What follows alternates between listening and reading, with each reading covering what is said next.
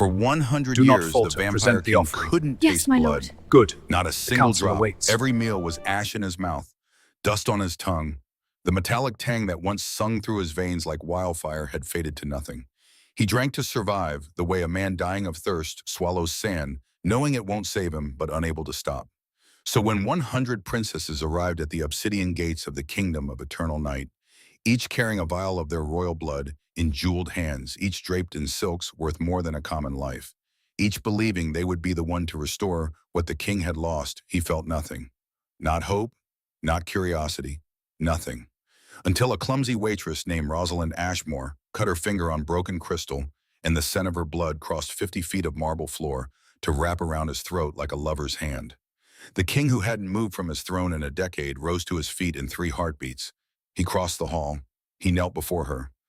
And when he pressed her bleeding finger to his lips, tasting cinnamon and wildflowers and summer rain for the first time in a century, one word blazed through his mind like lightning splitting a winter sky.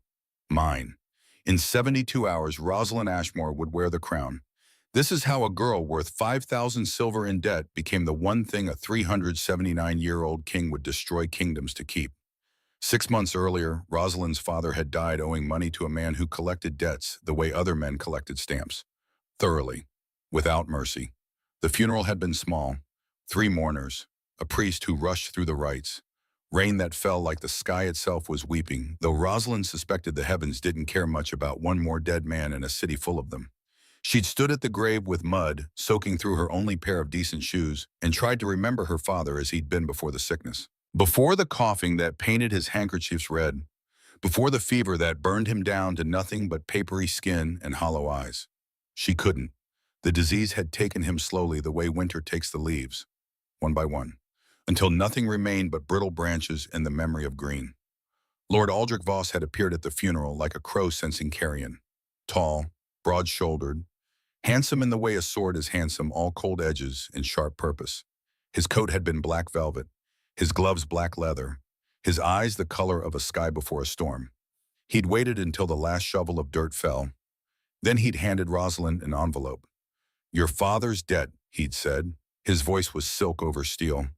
5,000 silver, due in full, within 6 months or you'll work it off. Rosalind had opened the envelope with shaking fingers. The number had swum before her eyes.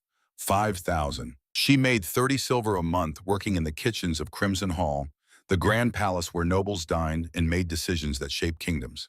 If she saved every coin, ate nothing, paid no rent, lived on air and hope, it would take her 14 years to repay. "I can't," she'd whispered. Aldrich had smiled. It hadn't reached his eyes. "Then marry me," he'd said. "Become my wife. I'll forgive the debt. You'll want for nothing."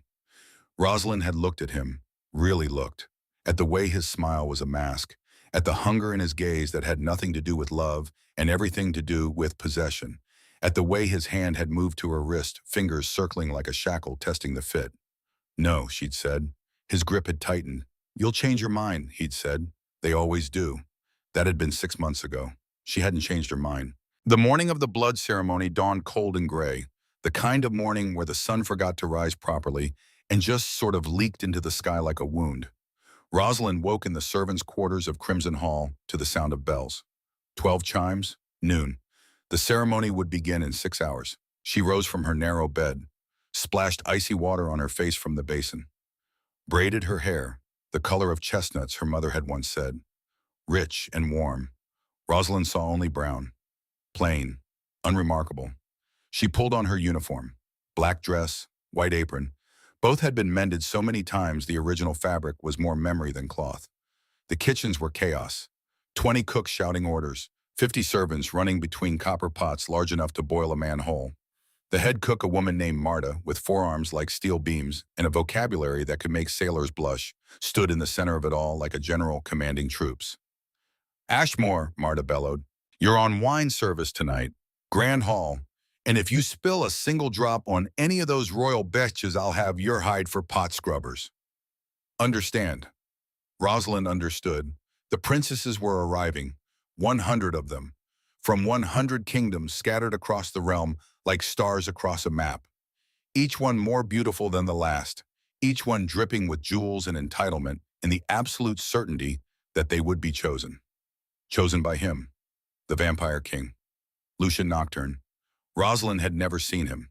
Not really. She'd glimpsed him once 3 years ago when he'd passed through the servants' corridor on his way to the war room. She'd pressed herself against the wall, held her breath, watched as he moved past like a shadow-given form. Tall, impossibly tall, with hair the color of midnight and skin like marble left too long in moonlight. His eyes had been the most striking thing, not red the way the stories said vampire eyes should be, but gray. The gray of winter seas, of storm clouds, of things that had seen too much and survived anyway. He hadn't looked at her. She'd been furniture to him, wallpaper, part of the architecture. Now apparently he was choosing a queen. The whole thing was political theater, of course. The blood covenant had to be renewed every 300 years to maintain the ancient truce between the vampire kingdoms and the human realms.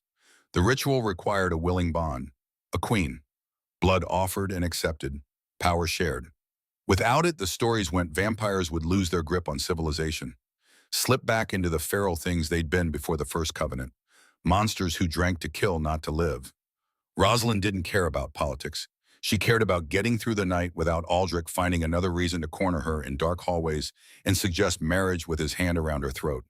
The grand hall of Crimson Hall was a cathedral to excess, obsidian floors polished to mirrors, columns of black marble that rose 40 feet to a vaulted ceiling painted with scenes of the First Covenant, chandeliers dripping with crystals that caught the light from 1,000 candles and threw it back in shattered rainbows.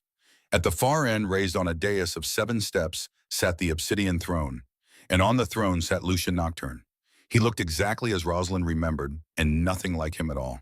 The same height, the same marble skin, the same dark hair that fell to his shoulders in waves that suggested wind even in perfect stillness.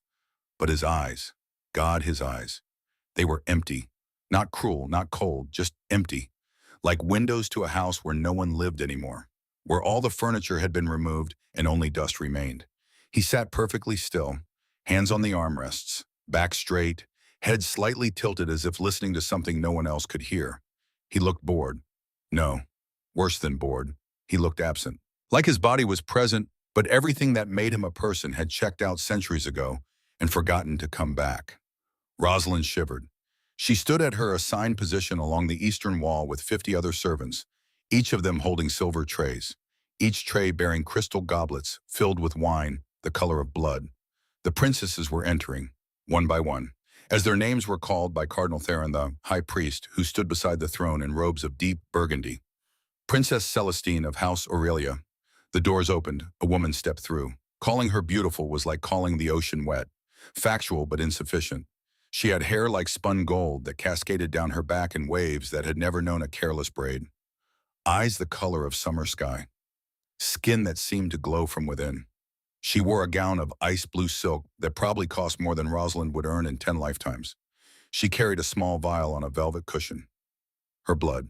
She walked the length of the hall as if she owned it, climbed the 7 steps, curtsied before Lucian with the precise grace of someone who'd been trained since birth in the art of being adored. "Your Majesty," she said. Her voice was honey over broken glass.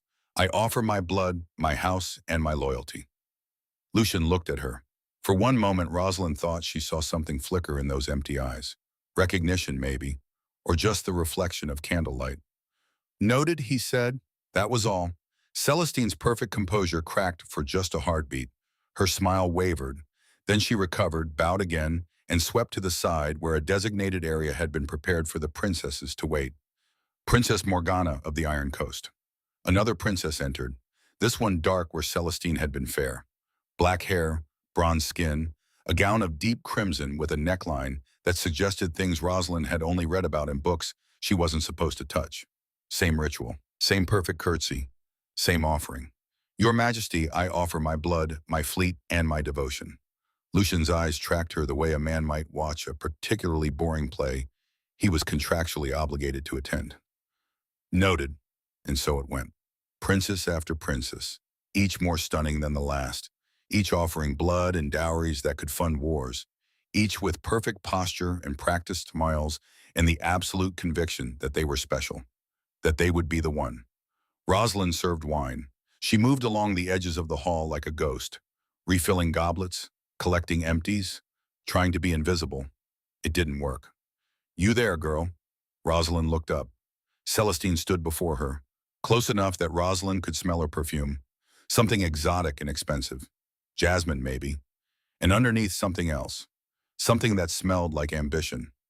Yes, my lady. You're blocking my view of the throne. Celestine's smile was sharp enough to cut. Move. Rosalind was standing against the wall. There was no view to block. Of course, my lady, she stepped aside. Celestine's heel came down on Rosalind's foot. Hard, deliberately. Rosalind bit her tongue to keep from crying out. Clumsy, Celestine said, loud enough for the princesses nearby to hear and laugh. Peasants have no grace. She walked away, hips swaying. Rosalind tasted copper. She'd bitten her tongue harder than she'd meant to. Don't mind her, a voice whispered. Rosalind turned. Another servant, younger, maybe 16, eyes too old for her face. Princess Celestine kicks everyone, the girl continued. Literally, she kicked the head gardener last week because his roses weren't pink enough. You got off easy. Rosalind managed a smile. Lucky me. Princess Iris of the Seven Isles. The parade continued. Hours passed. Rosalind's feet ached. Her back screamed. Her hands had gone numb from carrying trays. The tasting hadn't even started yet. This was just the procession, the introduction, the chance for each princess to be seen, admired, assessed like prize horses at auction. Lucian watched it all with the enthusiasm of a man watching paint dry. By the time the 100th princess had been announced and taken her place among the others, the hall looked like a garden made of women. All colors, all shapes of beauty, wearing expressions that ranged from confident to predatory. Cardinal Theron raised his hands. The hall fell silent. The introductions are complete, he intoned. His voice carried the weight of ceremony, of tradition older than memory. Now begins the tasting. Each offering will be presented. Each blood will be judged. The king will choose. He gestured to the first princess. Celestine stepped forward. A servant appeared carrying the velvet cushion that held her vial. The blood inside gleamed in the candlelight. Too red, too perfect, like a ruby made liquid. Lucian descended the 7 steps. It was the first time he'd moved since the ceremony began. The hall seemed to hold its breath. He took the vial, uncorked it with movements that were economical, practiced. The motions of someone who'd done this 1,000 times and found it tedious every single time. He raised it to his lips, drank. Rosalind watched his face, waited for something, anything, a flicker of pleasure, disgust, interest, nothing. His expression remained perfectly inhumanly blank. He lowered the vial, handed it back to the servant, looked at Celestine with eyes that could have been carved from stone. Your blood tastes of greed, he said. His voice was quiet, conversational, like he was commenting on the weather. Ambition without substance. Hunger for power you haven't earned. Vanity that rots everything it touches. Silence crashed through the hall. Celestine went white, then red, then some color that didn't have a name. How dare you, us? Next, Lucian said. He walked back to his throne. Saturday. Waited. Celestine stood frozen for 3 heartbeats. Then she spun and marched back to her place, fury rolling off her in waves. The second princess approached. Same ritual, same result. Your blood tastes of fear, Lucian said. Of a throne you don't want but can't refuse. Duty without joy. Obedience without love. Next, the third princess. Hollow pride. Next, the fourth. Cruelty dressed as strength. Next, the fifth. Bitterness. So much bitterness. What happened to make you hate everything beautiful? Next, on and on. Princess after princess. Each rejection more cutting than the last. Not cruel, just honest. Brutally, devastatingly honest. Like Lucian was reading their souls through their blood and finding each one wanting. The hall grew tense. Some princesses wept. Others raged. Most just looked confused as if the script they'd memorized their entire lives had suddenly changed and no one had given them the new pages. By the 50th princess, Rosalind realized something. Lucian wasn't tasting anything. His face never changed. Not a flicker. Not a twitch. He drank each vial mechanically. Said his piece. Moved on. He was going through the motions, like a man so far past caring that even rejection had become routine. The 75th princess tried to argue. My bloodline has ruled for 6 centuries. Your blood tastes of dust, Lucian interrupted. Ancient dust. You're living on a legacy you didn't build and can't maintain. Next, the 90th princess actually threw her vial. It shattered against the marble floor. Blood spread like a wine stain. Lucian didn't even blink. Next, by the time Celestine stepped forward again, last of the 100, the hall felt less like a ceremony and more like a funeral. She held her vial out with shaking hands. Lucian drank, paused. For one moment, Rosalind thought maybe this one would be different. Maybe Celestine, for all her cruelty and pride, had something in her blood that would wake the sleeping thing behind Lucian's eyes. Hollow pride, he said, same as the third princess. You're not even original in your emptiness. Celestine's face went through every shade of humiliation. You've rejected us all, she hissed. What are you looking for? What could possibly be good enough for the great vampire king? Lucian stood.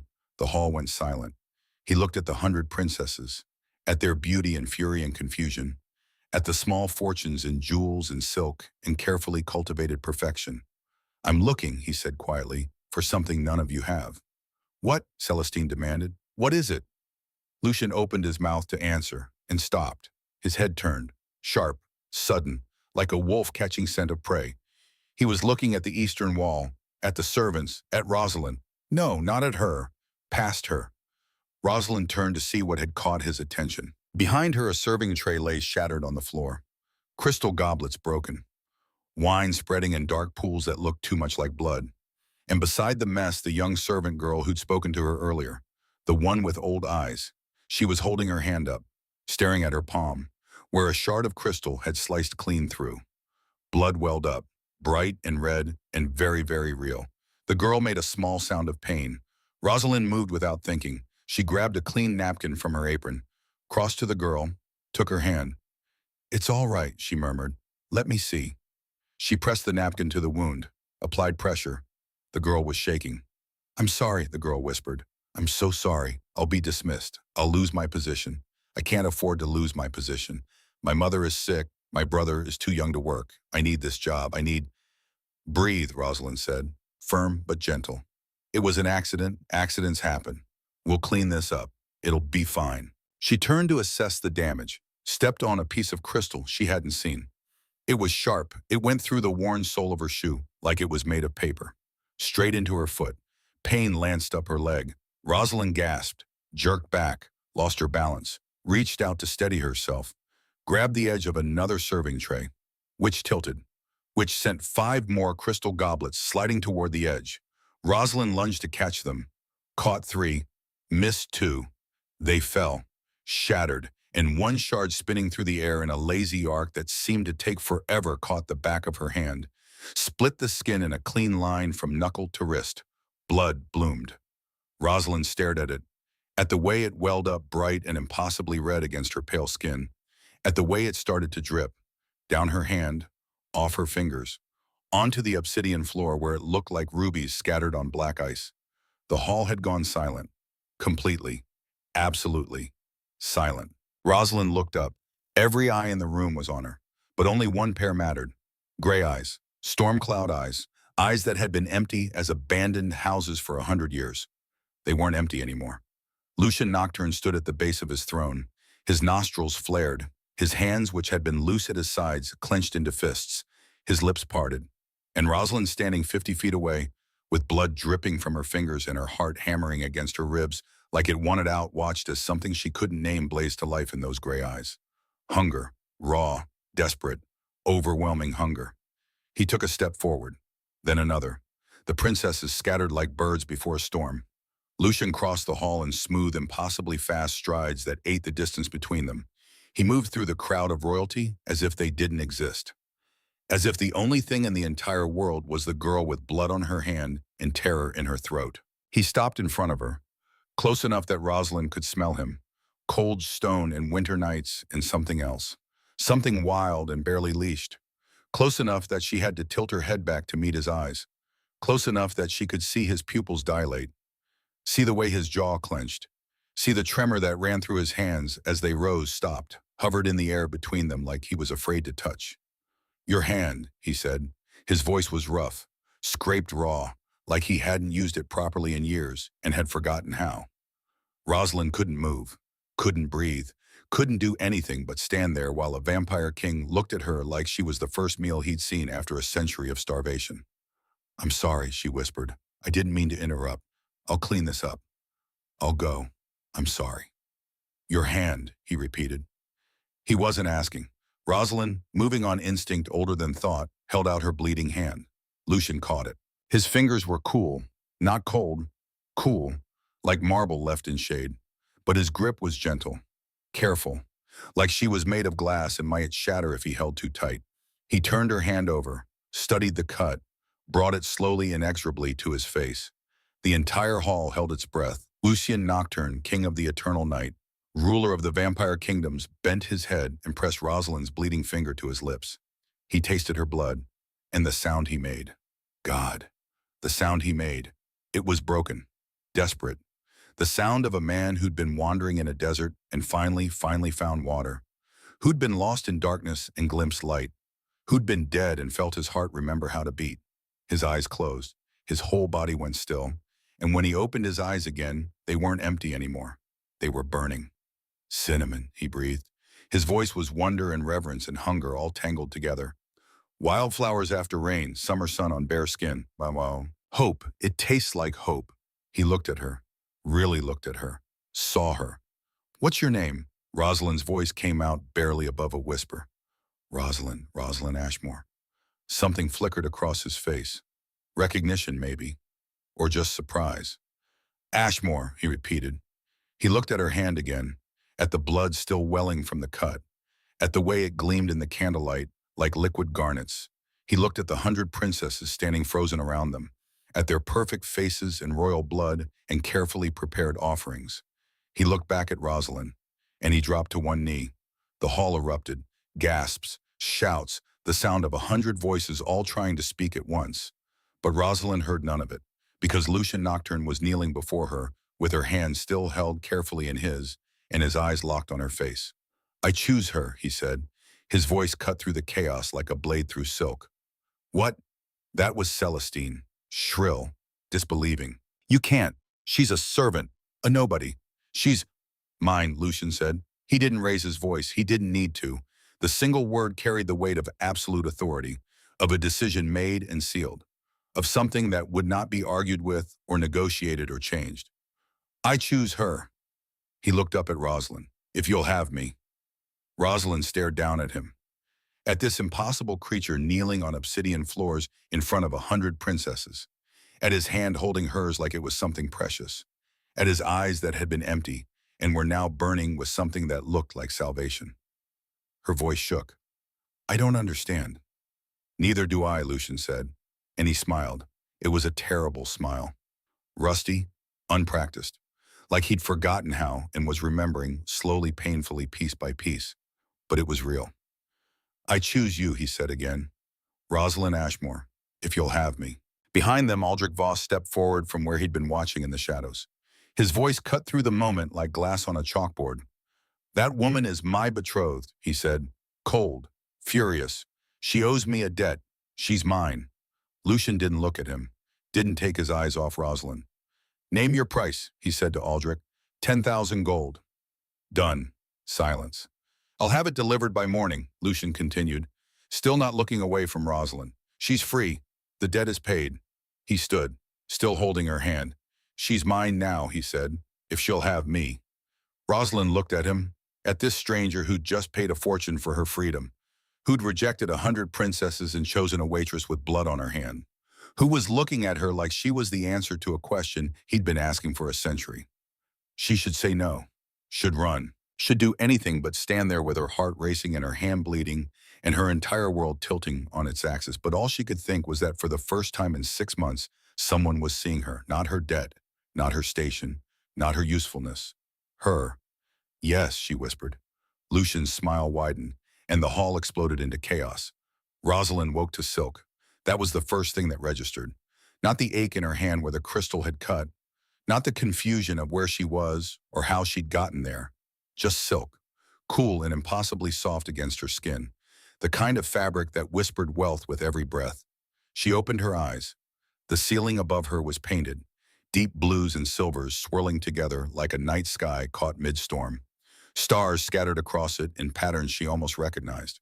Constellations, maybe, or just beauty for beauty's sake. She wasn't in the servants' quarters. Rosalind sat up slowly. Her head swam, the room tilted. Steadied. She was in a bed that could have slept 5 people comfortably. 4 posts of carved ebony. Curtains of midnight blue velvet tied back with silver cord. Pillows. So many pillows, all of them softer than anything she'd ever touched. The room itself was enormous. Bookshelves lined one wall. Floor to ceiling, leather spines in every color. Gold lettering she was too far away to read. A fireplace large enough to stand in, carved from black marble, with veins of silver running through it like lightning frozen in stone. Chairs, a writing desk, windows tall as 3 men with glass so clean it looked like air. And standing at one of those windows, backlit by moonlight that turned him into something carved from shadow and starlight, was Lucian Nocturne. He wasn't looking at her. He stood perfectly still, hands clasped behind his back, gaze fixed on something outside that she couldn't see from the bed. Rosalind's mouth was dry. Where am I? He turned. The movement was fluid, inhuman, like water given form and purpose. My chambers, he said. You fainted after I chose you, after the hall erupted into chaos and Celestine started screaming and 3 other princesses tried to physically attack you before the guards intervened. Rosalind had no memory of any of that. The last thing she remembered was his hand holding hers, his voice saying mine, the way the entire world had seemed to tilt sideways and dump her into a story that couldn't possibly be real. I should go, she said, started to push back the covers. Your hand. She looked down. Her hand was bandaged, white linen wrapped carefully from wrist to fingertips. No blood seeping through, no pain. I cleaned it, Lucian said, while you slept. The cut was deep but clean. It'll heal without scarring if you're careful. He'd touched her while she slept. The thought should have terrified her. It didn't. Thank you, she whispered. Silence stretched between them, not uncomfortable, just heavy. Weighted with everything that had happened and everything that was about to happen and the impossibility of all of it. Why? Rosalind finally asked. Lucian tilted his head. Why what? Why me? You're a king. You could have anyone. You had 100 princesses offering themselves to you. Beautiful, powerful, royal, and you chose a waitress with debt and clumsy hands and nothing to give you. Lucian was quiet for a long moment, then he crossed to the bed, sat on the edge of it, far enough away to be respectful, close enough that she could see his face clearly, the sharp angles of his cheekbones, the way his jaw clenched and released, the gray of his eyes eyed in the moonlight. I told you, he said softly. I haven't tasted blood, really tasted it. In 100 years, every meal was ash, dust, nothing. I drank to survive, but it was like swallowing sand, necessary but hollow. He looked at her bandaged hand, and then I smelled yours. Across 50 feet of marble floor and 100 perfumed bodies.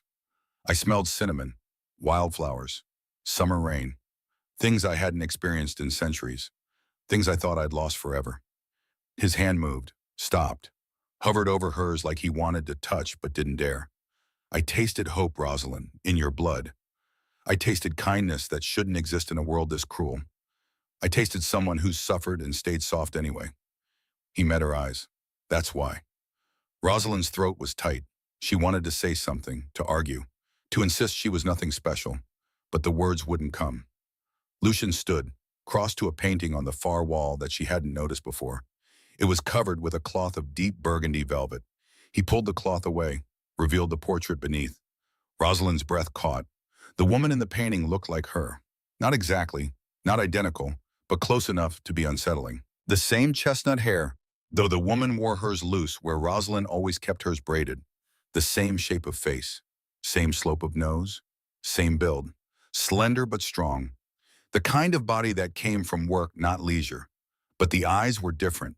The woman in the portrait had eyes that danced, that held laughter and mischief, and the kind of joy that came from being deeply, completely loved. Rosalind had never looked that happy in her life. Who is she? Isolde Ashmore, Lucian said. His voice was careful, controlled. Your ancestor, 4 generations removed. She was a seamstress, worked in the palace. We met when she was mending a tapestry in the war room and I was pretending to read reports. He smiled, small, sad. She dropped her needle. I picked it up. She thanked me. I asked her name, and then I couldn't stop finding excuses to walk past the sewing room. Rosalind stared at the portrait. You loved her. Yes. The word was simple. Final. The kind of yes that carried 100 years of grief. What happened to her? Poison, Lucian said. A rival vampire. One who believed humans had no place in our world. Who saw what Isolde and I had and decided it was an abomination that needed to be corrected. His jaw clenched. I found the antidote 3 hours after she died. 3 hours. If I'd been faster, smarter. If I'd realized what was happening sooner. You'd have saved her, Rosalind finished softly. Yes. She looked at the portrait again. At the woman who'd worn her face and loved this man and died anyway. Is that why you chose me, because I look like her? Lucian turned from the painting, looked at her. Really looked. No, he said, and his voice was fierce. Raw. That's what I need you to understand, Rosalind. You're not her. You don't laugh like her. Don't talk like her. Don't move through the world like her. Isolde was sunshine, loud and bright and impossible to ignore. You're different, quieter, steadier, like moonlight instead of sun.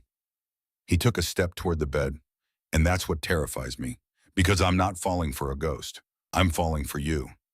Rosalind Ashmore, the woman who apologized for bleeding in my hall, who tried to comfort a crying servant before thinking about her own wound, who stood in front of me with nothing but honesty and kindness, and offered me something I thought was lost forever. His voice dropped to barely above a whisper. Hope. Rosalind couldn't breathe, couldn't think, could only stare at this impossible man who just laid his heart at her feet like it was something fragile, and asked her not to break it. I don't know how to be a queen, she said. I don't know how to be human anymore, Lucian replied. Maybe we can figure it out together. The moment hung between them, crystalline, perfect, ready to shatter at the slightest wrong word. It shattered anyway. The door burst open. Aldrich Voss stood in the doorway. Behind him, Cardinal Theron in his burgundy robes. Behind them both, a crowd of princesses led by Celestine, all wearing expressions that ranged from outrage to smug. Forgive the intrusion, Your Majesty, Aldrich said. His voice dripped false courtesy. But we must discuss the legitimacy of your choice. Lucian's entire demeanor changed. The softness, the vulnerability. Gone. Replaced by something cold and sharp and absolutely royal. There's nothing to discuss, he said. I've chosen. The matter is settled. Is it? Celestine pushed forward. Her beautiful face was twisted with something ugly. You chose a servant, Your Majesty. A nobody.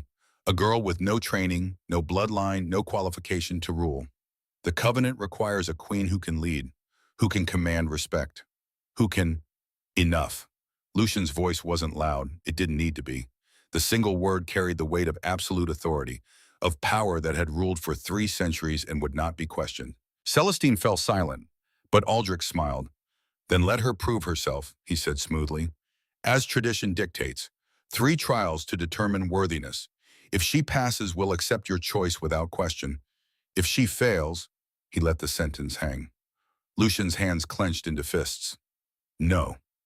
The covenant requires it, Cardinal Theron said. His voice was apologetic but firm. When a king chooses unexpectedly, when his choice is questioned by the Royal Assembly, tradition grants 3 trials. It's ancient law, Your Majesty. Even you cannot override it.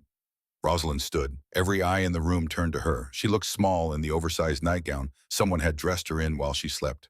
Small and young and completely out of her depth. I'll do it, she said. Rosalind, oh, Lucian started. I'll do it, she repeated, louder. I won't hide behind you. I won't let them say I'm unworthy without proving otherwise. If there are trials, I'll face them. Aldrich's smile widened. How noble. The 3 trials begin at dawn. I suggest you rest, Miss Ashmore. You'll need your strength. He swept from the room. The princesses followed. Cardinal Theron lingered a moment, his expression troubled, then bowed and left. The door closed. Lucian crossed to Rosalind in 3 strides. You don't have to do this, he said. I can refuse. I can override the covenant if I choose. I can... And they'll never accept me, Rosalind interrupted. They'll spend the rest of our lives saying I'm not worthy, that you made a mistake, that I'm just a waitress who got lucky. She met his eyes. I need to do this for me, not for them. Lucian studied her face. Then slowly he nodded. Then you won't face it alone, he said. Whatever they throw at you, however they try to break you, I'll be there. I know, Rosalind said, and she did. Dawn came too quickly. Rosalind stood in the grand hall again, different clothes this time. A dress of deep green velvet that someone had delivered to Lucian's chambers, along with a note explaining the trials. The dress fit perfectly. She tried not to think about how they'd known her measurements. The hall was packed. Every noble who could find an excuse to attend. Every princess. Guards lining the walls. Servants in the shadows. All of them watching. Waiting. Hungry for spectacle. Lucian sat on his throne. Rigid. Furious. But bound by the same ancient laws that gave Aldrich power to demand this farce. Cardinal Theron stood at the center of the hall. The first trial, he announced, the test of grace. A queen must serve her people with dignity and precision. Miss Ashmore will serve blood wine to the assembled princesses. 100 goblets. If she spills a single drop, she fails. A servant appeared carrying a tray. 100 crystal goblets, each filled to the brim with blow wine. Deep red, thick, the kind of liquid that stained everything it touched. Rosalind looked at the tray, at the impossibly full goblets, at the princesses spreading out across the hall, deliberately spacing themselves as far apart as possible, making her walk the maximum distance, maximizing the chance she'd stumble, spill, fail. Celestine stood at the very back, smirking. Rosalind took the tray. It was heavy, heavier than it looked. The metal bit into her palms. Her bandaged hand throbbed. She took a breath, started walking. The hall was silent except for the whisper of her skirts, the soft tap of her shoes on marble, the thundering of her own heartbeat in her ears. First princess, a woman with ice blonde hair and a sneer. Rosalind lifted a goblet, steady, smooth. The movement she'd perfected over 3 years of serving wine to nobles who didn't see her as human. She handed it over, not a drop spilled. Second princess, third, fourth, each one she served with the same careful precision, the same invisible grace that came from being a servant, from learning to be efficient, economical, perfect. The irony wasn't lost on her. They wanted to prove she wasn't worthy of being queen by making her be a servant. But being a servant was the only reason she could pass this test at all. 15th princess, 23rd, 37th. Her arms burned. The tray felt like it weighed 1,000 pounds. Sweat beaded on her forehead. Her bandaged hand was screaming. She kept going. 50th princess, 62nd, 79th. Someone tried to trip her. A foot extended just enough to catch her ankle.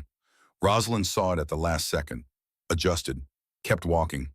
88th, 93rd, 99th. One goblet left. Celestine stood alone at the back of the hall, arms crossed, expression contemptuous. Rosalind crossed the distance, every muscle shaking, every breath a labor. She lifted the final goblet. Celestine's hand shot out, grabbed her wrist. The bandaged one squeezed. Pain exploded white-hot up Rosalind's arm. The goblet tilted. Time slowed. Rosalind watched the wine start to pour over the rim, watched gravity pull it toward the floor, watched her failure approach in slow motion.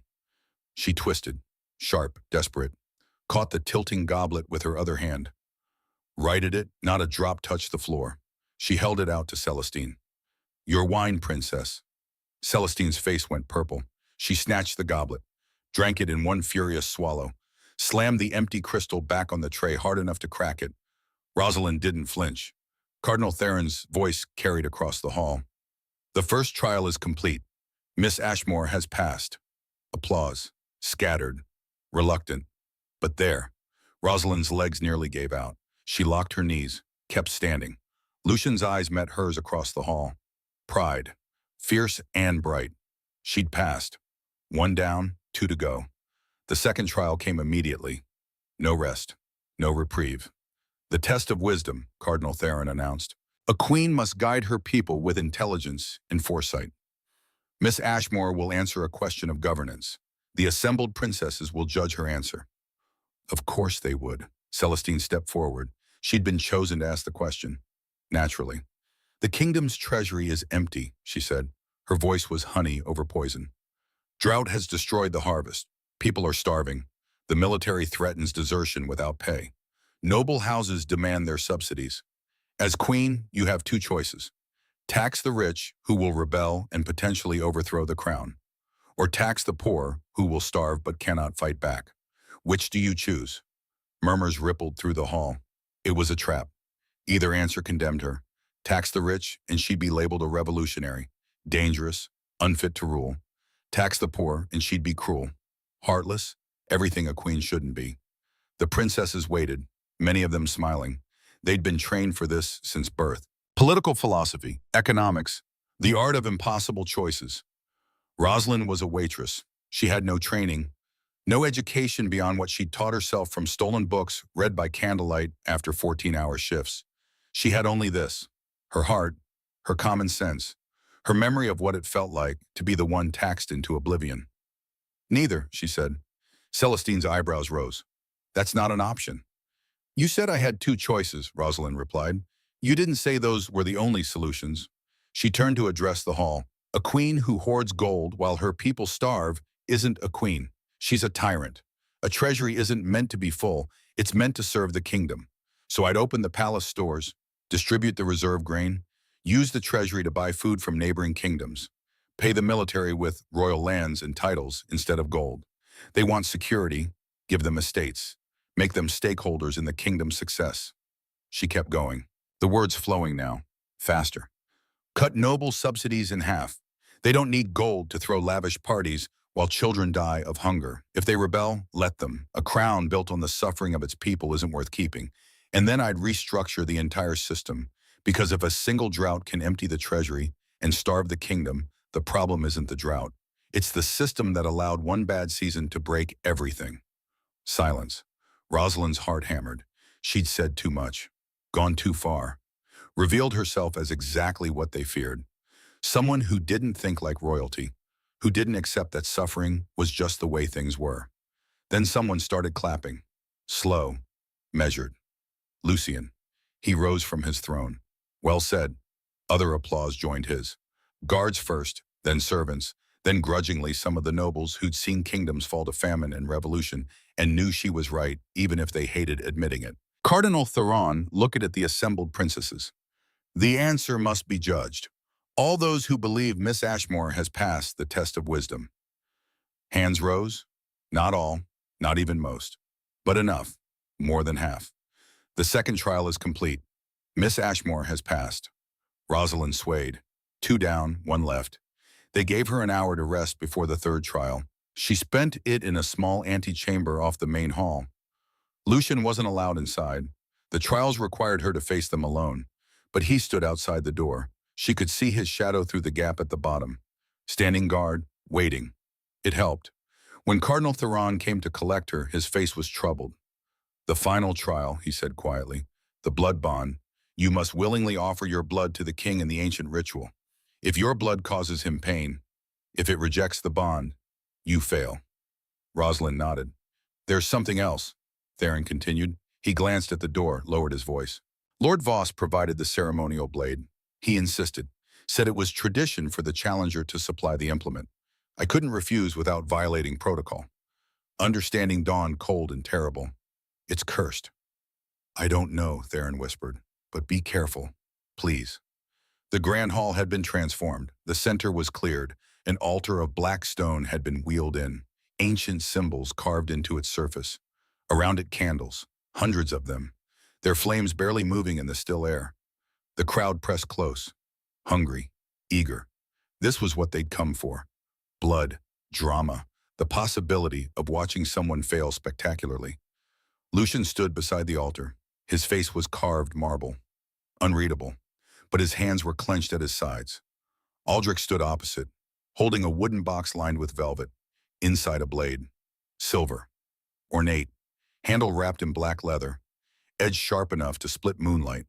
Beautiful and wrong. Rosalind could see it in the way Lucian's nostrils flared when Aldrich opened the box, in the way his entire body tensed, in the way his eyes tracked the blade like it was a snake preparing to strike. The ceremonial blade, Aldrich said, offering it to Cardinal Theron. Theron took it with hands that trembled slightly, crossed to where Rosalind stood. Your hand, my child. Rosalind held out her palm, the bandaged one. Someone had removed the wrapping. The cut from yesterday was healing, pink and tender, but closed. Theron raised the blade. Lucian moved, faster than sight, faster than thought. One moment standing 10 feet away, the next between Rosalind and the blade. His hand wrapped around the silver edge. His palms sizzled. The smell of burning flesh filled the air. sweet and terrible. Lucian's jaw clenched, but he didn't make a sound. Didn't flinch, just held the blade as his skin blackened and cracked. Poison, he said. His voice was deadly calm. Ashmore's bane. Fatal to anyone carrying that bloodline. One touch and she'd be dead within minutes. He looked at Aldrich. You tried to kill her. Aldrich's mask slipped. Underneath was something rotten. Twisted. Desperate. Yes, he said. Yes, I tried to kill her. Because the Ashmore bloodline carries more than just sweet blood and kind hearts. It carries the vampire's mortality curse. Bond with her blood, truly bond, and you'll become mortal, vulnerable, human. And then I could take what's mine. Your throne, your power, your eternity.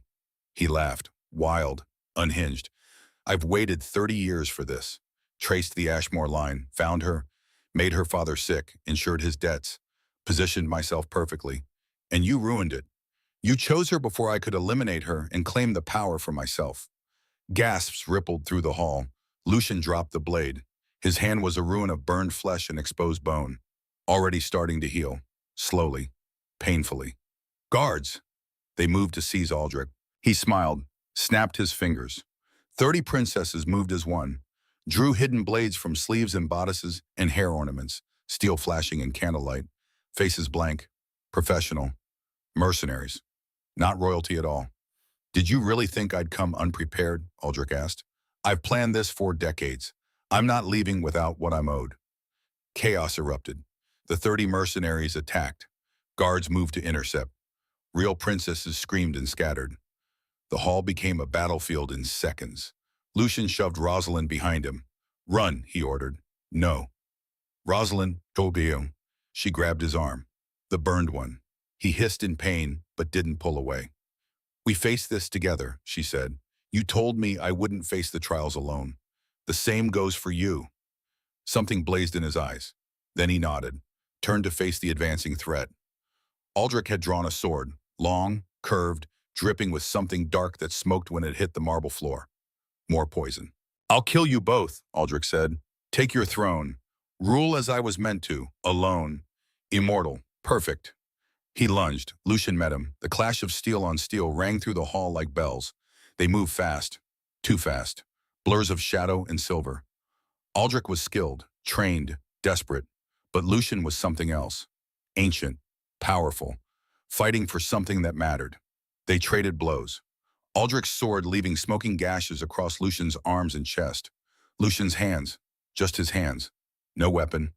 Bare fingers that caught steel and bent it. That struck like hammers and left dents in armor. Around them the battle raged. 70 princesses who were actually princesses had armed themselves with whatever they could find. Candlesticks, broken chair legs, shoes, fighting alongside the guards against Aldrich's mercenaries. It was chaos. Beautiful. Terrible. Desperate.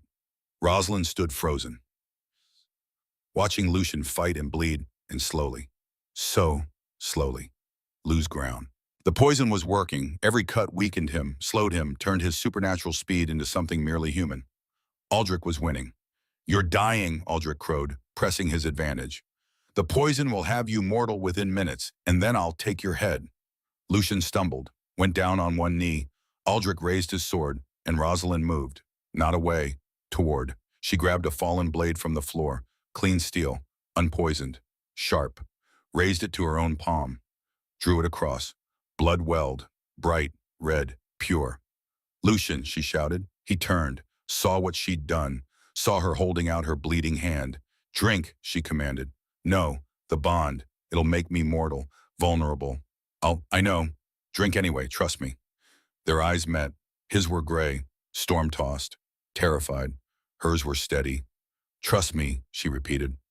Lucian lunged, not at Aldrich, at her, grabbed her hand, brought it to his mouth, drank. The effect was immediate. His eyes rolled back. His body convulsed. He fell to his knees gasping, shaking. For 3 heartbeats, Rosalind thought she'd killed him. Then he opened his eyes. They were burning. Not gray anymore. Silver, bright, blazing with power that looked like starlight given form. He rose, the wounds on his chest, his arms, they were healing. Fast, faster than before. The poison smoking out of his veins like steam. He looked at his hands, flexed his fingers, laughed. The sound was wild, joyous. disbelieving. I can feel it, he whispered. The warmth, the beat of my own heart. I'm alive, truly alive. He turned to Aldrich. You were wrong, he said. The Ashmore blood doesn't steal immortality. It doesn't make us mortal. It makes us balanced. Human enough to feel, vampire enough to survive. The best of both. He moved. Aldrich didn't even have time to scream. One moment standing, the next disarmed, defeated, on his knees with Lucian's hand around his throat. You lose, Lucian said, and Rosalind, sweet, kind, gentle Rosalind, felt nothing but satisfaction as she watched. Some people deserved their endings. Aldrich was one of them. Aldrich Voss died on his knees, not quickly, not mercifully. The hall watched in absolute silence as Lucian's hand tightened around his throat, watched as Aldrich's face went from red to purple to a terrible mottled gray, watched as his eyes bulged, as his mouth opened and closed like a fish drowning in air. Lucian's expression was carved marble, emotionless, final. You tried to poison her, he said. His voice was conversational, calm, the kind of calm that came before storms that leveled cities. You manipulated her father's illness, orchestrated his debts, planned to force her into marriage. And when that failed, you tried to murder her with a cursed blade. Aldrich gurgled, tried to speak, couldn't. For that, Lucian continued, you deserve worse than death. You deserve what you feared most, obscurity, being forgotten, erased. He looked at Cardinal Theron. Strike his name from every record, burn his estates, salt the earth where his house stood. Let him be remembered as nothing, less than nothing. A cautionary tale whispered to children about what happens when ambition rots the soul. Theron nodded, solemn, grim. Lucian's hand squeezed.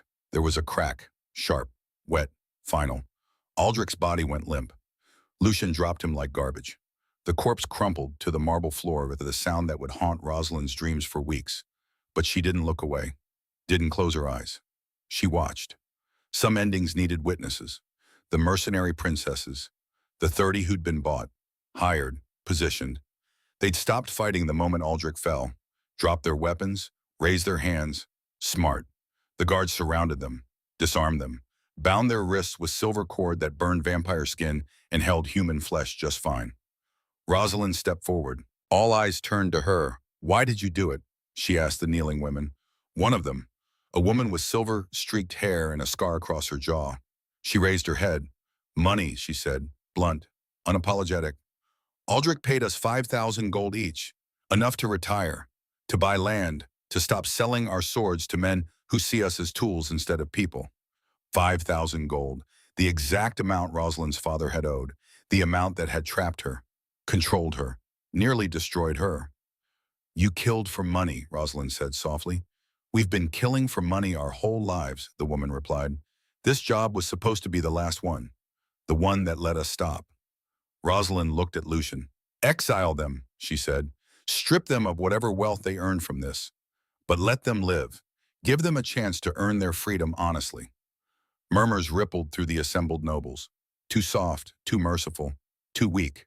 But Lucian smiled, small, proud. Exile it is, he announced. You have 3 days to leave the kingdom. If you return, the sentence becomes death. If you take up arms again for coin, the sentence becomes death. But if you choose a different path, build different lives, you're free to do so. The mercenaries stared, like they couldn't quite believe mercy was real. The scarred woman bowed her head. Thank you, my lady. Rosalind nodded, watched as guards led them away, felt something settle in her chest, something that felt like power, not the kind that came from cruelty or fear, the kind that came from choosing kindness when vengeance would have been easier. That was power too, maybe the strongest kind. 3 days later, the coronation approached. Rosalind spent those days in preparation, learning protocols, practicing speeches, being fitted for the gown she'd wear, the crown she'd accept. But on the morning of the second day, a visitor arrived, Celestine. She stood in the doorway of Rosalind's chambers. No guards, no entourage, just her, alone, vulnerable in a way Rosalind had never seen. May I come in? Celestine asked. Rosalind gestured to a chair. Celestine entered, closed the door behind her, sat with perfect posture that couldn't quite hide the tremor in her hands.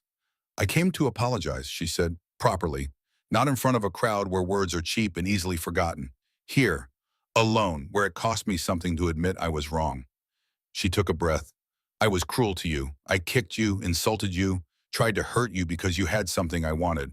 And when you were chosen instead of me, when Lucian looked at you the way I dreamed of being looked at, I hated you for it. Her hands clenched. But you showed me mercy. You spared those mercenaries when death would have been easier. You passed trials designed to break you. You offered your blood, knowing it might kill the man you loved. And you did it all with grace I've never managed in my entire life. Tears tracked down her perfect face. I was wrong about you, about what makes someone worthy. I thought it was beauty, breeding, power. But watching you, learning from you, I understand now. It's character. It's choosing kindness when cruelty would be easier. It's being broken and staying soft anyway. She wiped her eyes. I'll never be you, but I'd like to try being better than I was, if you'll let me. Rosalind studied her, this woman who'd tormented her, who'd squeezed her injured hand and tried to make her fail, who'd looked at her with contempt and hatred and jealousy, who was now crying and apologizing and meaning it. What do you want from me? Rosalind asked quietly. Permission to stay, Celestine said, to serve you, however you'll have me. I don't expect friendship. I don't deserve it. But if you'd allow me to remain in court, to prove I can be better, I'd be grateful. Rosalind was quiet for a long moment. Then she said, you can stay, but not as my servant. Celestine's face fell. As my advisor, Rosalind continued, you know politics. You know how to navigate noble houses and their endless games. You know things I'm still learning. I need people who understand this world, who can teach me, guide me. She met Celestine's shocked stare. But if you're cruel to anyone, if I catch you using your power to hurt people weaker than you, you're gone, exiled, no second chances. Celestine dropped to her knees. I swear it. On my house, on my name, I'll serve you faithfully. Rosalind reached down, offered her hand, helped Celestine to her feet. Then welcome, she said, to whatever this becomes. The coronation took place under a sky-threatening rain, gray clouds, heavy, pregnant with storms that hadn't broken yet but would, soon. The grand hall was packed beyond capacity. Every noble family, every allied kingdom. Representatives from realms that had never acknowledged the vampire covenant before but wanted to witness this moment, this impossible thing. A waitress becoming queen. Rosalind walked the length of the hall alone. No father to give her away. No family to witness. Just her. One foot in front of the other, wearing a gown of deepest emerald that made her skin look luminous. Her hair unbraided for once, falling in waves down her back. A circlet of silver and diamonds resting on her head. Temporary, the real crown waited at the altar. The blood crown, forged 300 years ago from vampire steel and human hope. Black metal set with rubies the color of arterial blood. Heavy, beautiful, deadly. It sat on a velvet cushion beside the throne, waiting. Lucian stood at the altar, dressed in black and silver, hair tied back, face composed. But his eyes tracked her every step like she was the only thing in the room worth looking at. They were still gray. Storm cloud gray, but burning now, alive in a way they hadn't been before the bond. Rosalind reached the dais, climbed the 7 steps, stood before Cardinal Theron. The hall fell silent. Theron's voice carried, grave, ceremonial, weighted with centuries of tradition. We gathered to witness the binding of crown and covenant, to see power transferred. Legacy continued. The vampire king has chosen. The trials have been passed. All that remains is the oath. He looked at Rosalind Ashmore. Do you accept the burden of the blood crown? Do you swear to rule with wisdom and mercy, to protect the covenant, to serve both vampire and human with equal care? Rosalind's voice didn't shake. I do. Do you offer your blood willingly, knowing that once given the bond cannot be broken? I do. Theron produced a blade, clean silver, unpoisoned, blessed. But before he could use it, Lucian stepped forward. No, he said quietly. The hall stirred. Lucian looked at Rosalind.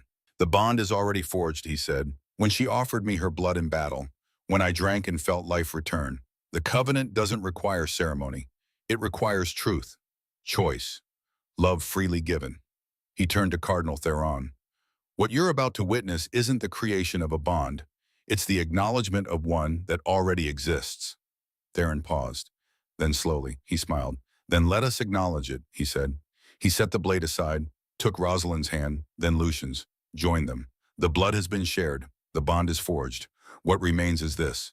He reached for the blood crown, lifted it with both hands, looked at Lucian. Your Majesty, if you would. Lucian took the crown, the weight of it, the history, the responsibility. He placed it on Rosalind's head. The metal was cold, heavy. It settled onto her brow like destiny finally catching up. But it fit. Perfectly. I present, Lucian said, his voice carrying through the hall like thunder.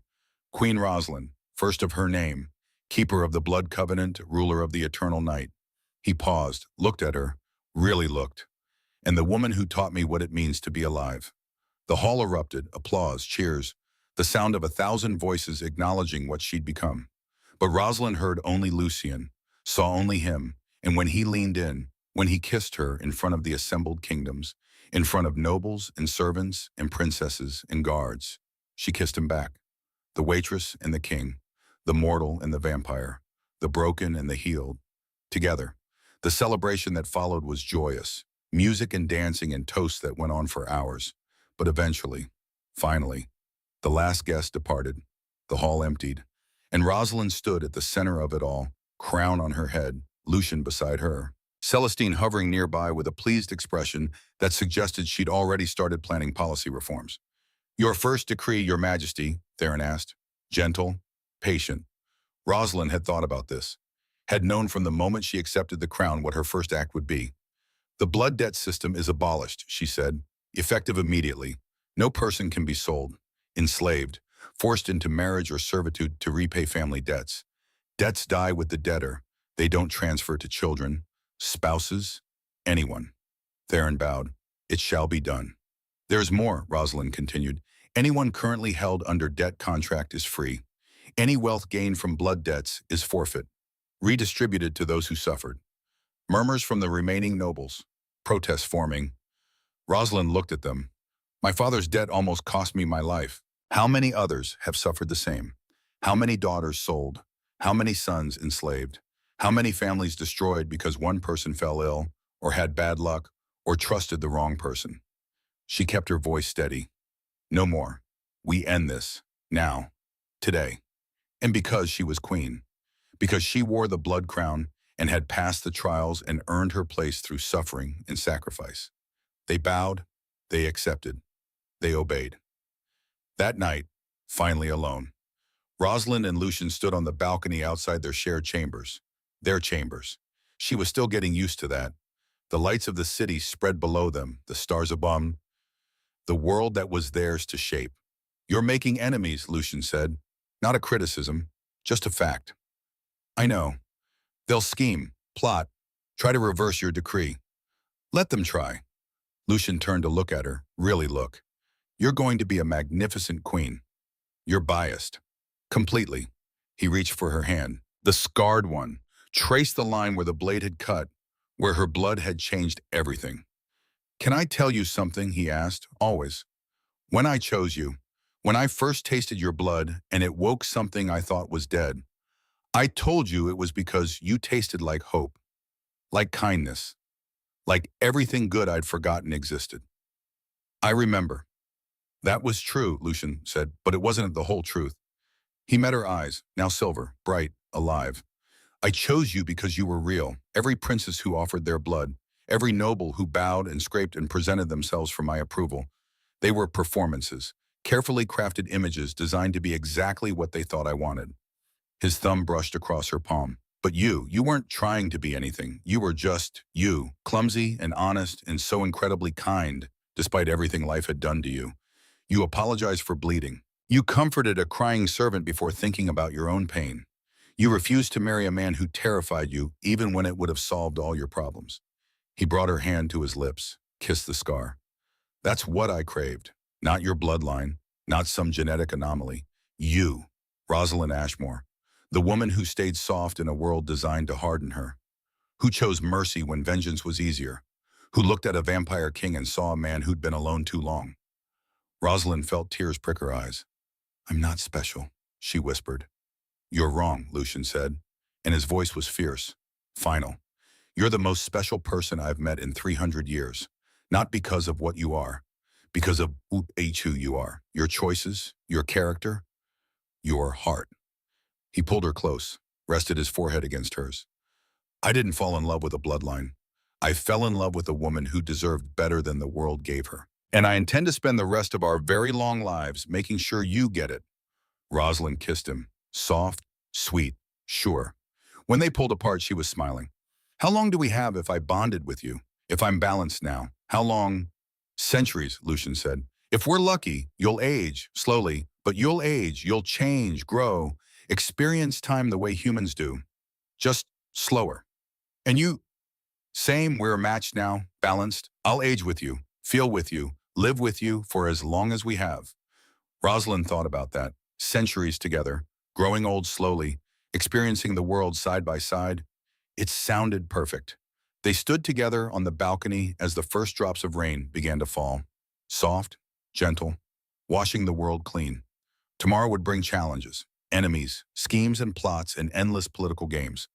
But tonight they were just two people who'd found each other against impossible odds. Who'd chosen love when hate would have been easier. Who'd looked at a world built on suffering and decided to make it better. One decree at a time, one choice at a time, one day at a time, for centuries to come. 1 week later, Rosalind was organizing the Royal Library when she found it. A scroll tucked behind a row of books so old they crumbled at the edges, hidden deliberately, like someone had meant for it to be found but only by the right person, the right queen.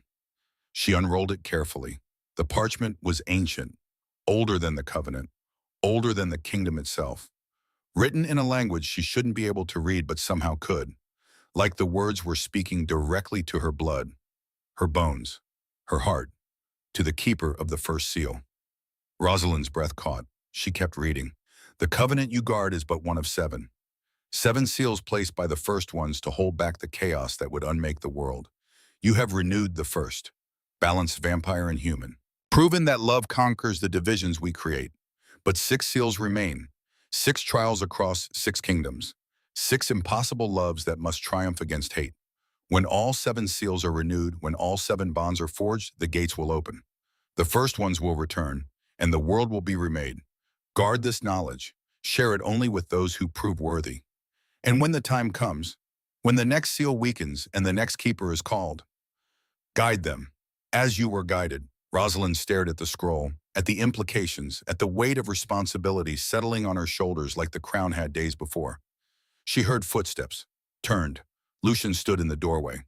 What is it? He asked, seeing her expression, the scroll in her shaking hands. Rosalind looked at him, at this man who'd loved her when the world said she was worthless, who'd chosen her when princesses offered themselves, who'd given her a crown and a kingdom and a chance to change everything. We have work to do, she said. She showed him the scroll, watched understanding dawn in his silver eyes. 7 seals, he breathed. 7, she confirmed, and ours was just the first. Lucian crossed to her, took her hand, squeezed. Then we'll find the others. Help them, guide them, make sure every seal is renewed, every bond is forged, every impossible love gets its chance. Rosalind smiled. Together. Always. 10 years later, the kingdom of eternal night had changed. No more blood debts, no more slavery disguised as service. The gap between noble and common had narrowed, not disappeared. Change took time, but narrowed. Enough that a baker's daughter could attend the academy, enough that a blacksmith's son could petition the crown directly, enough that people looked at their queen, at the woman who'd been a waitress and become the most beloved ruler in 3 centuries. And they believed in possibility, in change, in the idea that where you started didn't determine where you'd end. Rosalind stood in the throne room, crown on her head, Lucian beside one, Celestine to her left, advisor, friend, the woman who'd learned to channel her competitive nature into protecting the kingdom instead of climbing over people. A messenger knelt before them. Your Majesties, word from the Eastern Kingdoms, the second seal. It's weakening. Rosalind and Lucian exchanged glances. His eyes were still silver, still burning, still alive with fire. Hers held the confidence of a woman who'd faced impossible trials and won. Send word, Rosalind said. We're coming. Because that's what keepers did. They protected the seals. They found the impossible loves. They proved that hope was real. One bond at a time, one kingdom at a time. One broken person choosing to stay soft at a time. The world needed 7 seals. They'd renewed one. 6 more waited. And Rosalind Ashmore. The girl who'd been told she was worth nothing and proved she was worth everything. She was ready.